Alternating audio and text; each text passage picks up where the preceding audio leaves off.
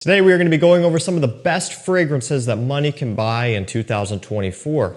But with a twist, you might not be thinking of all of these. They might not be the usual suspects that come to your mind when you're thinking of a video like this. So this is going to give you some options that you might not hear about every day. Now this first one is really affordable, and actually a lot of these in here are on the more affordable end of things, except for like one or two. But everything else is super obtainable. This is, I think, $35, $40, Polo Cologne Intense. So you hear about Polo Blue, Polo Green, Polo Red, and all of those flankers all the time, but you don't really hear about this one all that much. This is a giant bottle too. I mean, let me double check.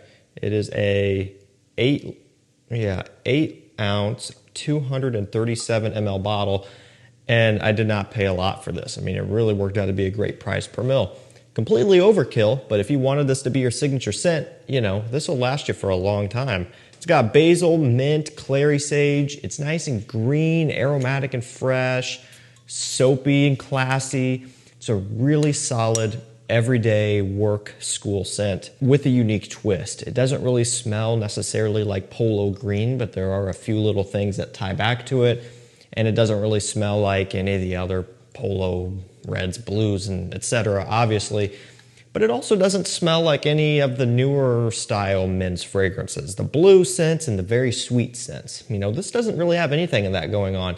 It's a little bit more of a classic feel, which I think a lot of people would really appreciate, just because this type of thing will actually help you stand out a little bit in this day and age where everything is kind of opposite of what this is. And I already brought up the price point, but it's very reasonable too, so it's a pretty easy one to get into. If you're shopping on discounters, it's not going to be a problem to pick this one up for a great price.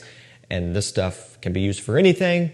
You don't need a ton of sprays. It's not a beast mode performer, but it still gets the job done. I mean, you can do about anything with this stuff. And I think it's a great pickup, a great purchase. This next one here is really affordable. I believe we're looking at $25, maybe $30 now. I think there was a point in time back when I first got this where it was like 20 bucks, 100 ml all day long, but things change, prices on stuff creeps up over time, but still it's very reasonable. Ferragamo F Black. And this one had its kind of hype phase. Everybody was talking about it. Everybody's wanting to pick it up.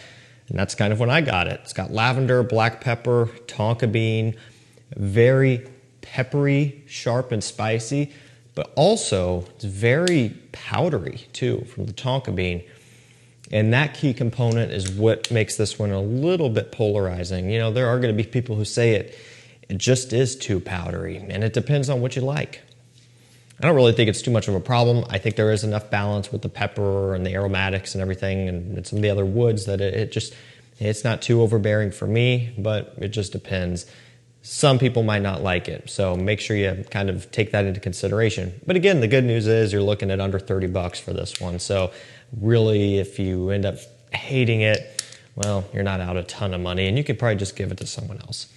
Someone might think that's awesome, but I love it. I mean, still, I've worn this stuff for years, and it's a fantastic scent to me, even now. And it's one that I still gravitate towards and reach for in winter. Just when it starts getting cold, it has enough grit and enough power that it kind of cuts through the air, even when it's below freezing out.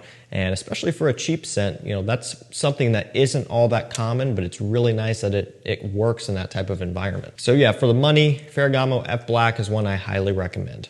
Like I said, we're going to follow that trend up with another relatively decently priced one here. I think 35-ish for this, somewhere around in there, and it could even be less. I don't know off the top of my head. Trussardi Riflesso, they have a couple flankers. There's Blue Vibe or Blue Vibes, one of the two, which I've talked about and I like.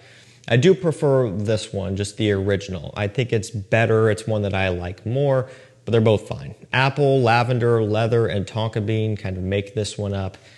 It's a little bit more modern, which, when you look at the bottle, it might not look like it. This does have more of a classy look to it, but when you smell it, it has that apple sweetness, which is very common. It's been common, been done for a while, Eros and everything like that, and is still being used a lot now. And then some of the kind of dusty, powdery nature, and then some lavender as well, tonka, all of that stuff. You guys get the drill here. So it has kind of a soft, creamy smell mixing with a peppery, spicy smell, and then a sweet, fruity apple. Sometimes it kind of reminds me a little bit of La Nuit's L'Homme, just kind of how the lavender is coming across with some of the spicy notes. Now, there's not really cardamom anything in here, so it's not like a clone of that by any means. But sometimes it reminds me of it, and I like that. La Nuit's L'Homme is a super unique scent, and there really aren't too many affordable alternatives out there to it. And I wouldn't call this that either, because there are some key differences. But, you know, it's something that kind of works its way over into that category a little bit. And again, this one does come in at a much lower price. I think this one has enough versatility that if you wanted to, you could kind of use it year round. But to me, it's more of like a spring and fall scent. Just when the temperatures are kind of in the middle, not freezing cold, but not excruciatingly hot either, somewhere there in the middle, which that's a pretty big spread, but you know, 50, 60, 65 degrees, you know, just spring and fall prime temperatures. This one's really good for that. Next up, Coach for Men Platinum. I've had this one for a long time as well and still love it. I think it's a fantastic one. To me, it's the best Coach Platinum flanker. So I like it better than Coach Blue and Coach, well, you know, Coach Green is really good. I still like this one better though. I would say Coach Green is probably in second place as far as my favorite flankers within the lineup. So the way I've described this one, very simple, is it's kind of like a sweet Sauvage or a sweet Prada Luna Rosa Carbon. Essentially, this has the Coach for Men DNA, which kind of is trying to tackle that Sauvage smell a little bit, the ambroxan, the pepper, or bergamot, all that stuff. So it has a little bit of a Sauvage smell. So it's got that going on, but then they add in some vanilla, some pineapple. They sweeten it up, and there aren't any other Sauvage smelling scents that are sweet, at least to the best of my knowledge. Maybe there are somewhere, but this is one of the few, if not maybe the only one. But I mean, when you smell it, you'll see what I'm saying, and it's fantastic. I love it. It has a little bit of a kind of a bubbly, fizzy opening, and then you're getting into that nice, creamy vanilla with ambroxan, peppery, bergamot kind of tones going on underneath it. So a vanilla-heavy Sauvage, a sweet Sauvage, a nighttime, fall and wintertime Dior Sauvage smell. It's kind of how I describe this one, and I really like it for that reason. Also, very reasonably priced, $35, maybe $40, somewhere around in there. But, you know, it's one that you can get for far less than a lot of the other Sauvage, Bleu, fragrance deals. So sticking with that Bleu fragrance idea, we'll kind of segue into what is the most expensive scent in this video, but it still felt like it was, you know, very deserving of a placement here. It's a great scent that you have to cough up some money for, but it's worth it. You know, to me, it's a no-brainer. It's Bleu de Chanel Parfum, okay? So, you know, I always kind of say, if as far as my favorites go, and the way I rank them, I start off with the last one and then work my way down. So the Parfum is my favorite, the Eau de Parfum is my second favorite, and you know, at this point, that just kind of leaves the Eau de Toilette, which is one that I don't reach for as much anymore, but still is a very solid scent. This one has lemon zest, sandalwood, some amberwood in here as well, so that's kind of giving you the ambergris, ambroxan deal. You're not getting like the birch, grapefruit, incense combination, so you lose that aspect, but the lemon zest kind of gives off a similar thing. Not really smoky, but true to its name, zesty, kind of bright, fuzzy, a little bit like punchy, and it's very head-turning. You know, when you smell this one, it really kind of wakes you up, and it's one where if you're wearing it and you walk into a room, it's going to turn heads big time. It still does have that Bleu de Chanel DNA, that classic gentleman's fresh, clean, upscale smell, just with a little twist. This one's a little bit darker, a little bit richer and heavier, and might not be as summer focused as the other two, but still could easily be worn in the summertime, spring, fall, winter. This could easily be an all year round signature scent.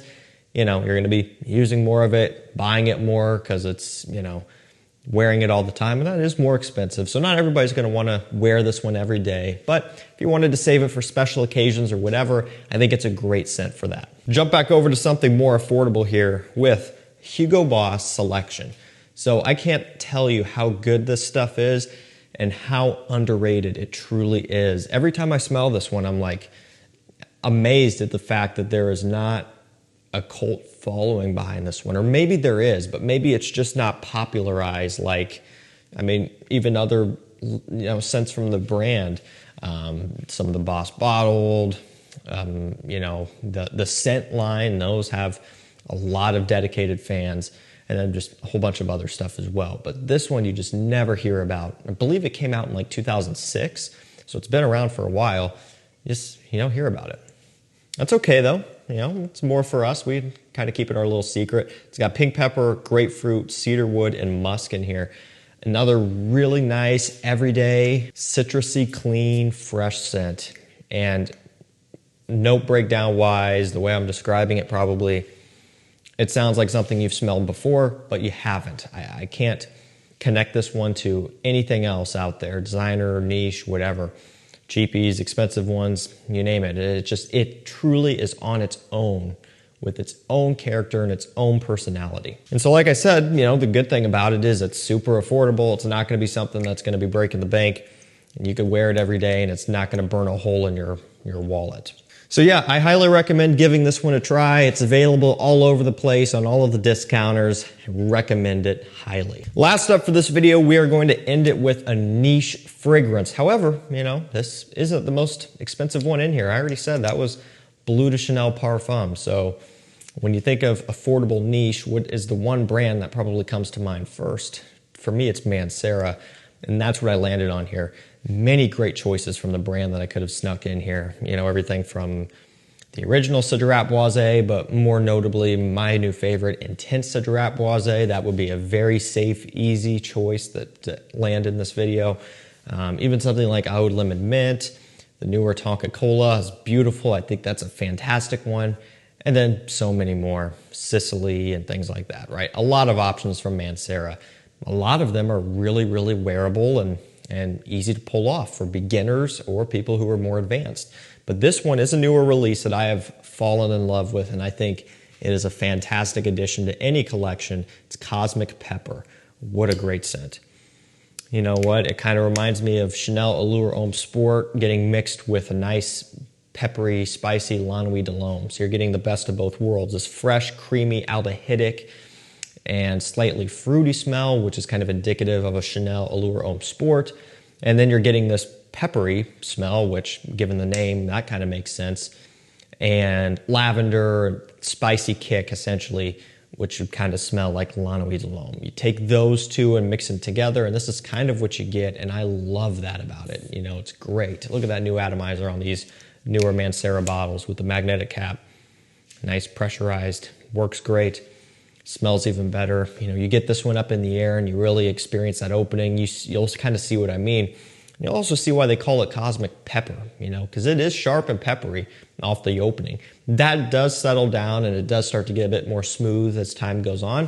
But that opening, it really gets your attention in a good way. Like I said, this is on the newer end of things, so it's not consistently in stock yet. It kind of pops in and out, but you could still get it for just under $100 now already on discounters for 120 ml full presentation. For niche, that is absolutely insane and unheard of, aside from the brand of Mancera and some Montals and stuff, which go hand in hand.